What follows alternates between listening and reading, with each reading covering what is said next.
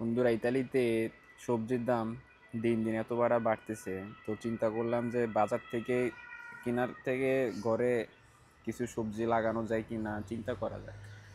তো সেই হিসাবে নার্সারি থেকে কিনছিলাম কিছু সবজির চারা। দেখতেই পারতেছেন এই যে এখানে আছে একটা শশা।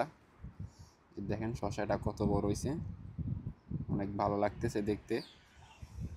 একটা শশাই হয়েছে মোটামুটি, আরও আছে গাছের মধ্যে, কিন্তু গাছটা একটু জোর কম, কিন্তু ফল দিতেছে এটাই।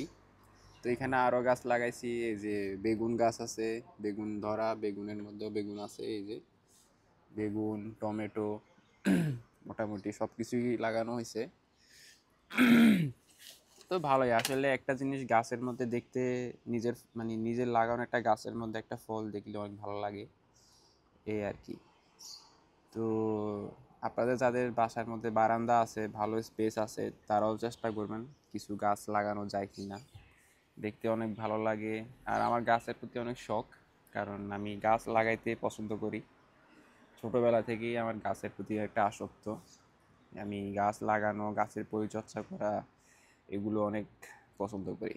দেখতেই পারতেছেন যে আমার বাগানে, আমার বারান্দার মধ্যে পুরো গাছে ভর্তি। এদিকে আরও লেবু গাছ আছে, আপনার জুকিনা গাছ আছে, ইটালিয়ান জুকিনা, দেখতেই পারতেছেন এই যে এটাকে একটা আছে এক ধরনের জুকিনা। এই যে জুকিনা গাছের মধ্যেও ফুল আছে, দেখতেই পারতেছেন সব কিছু।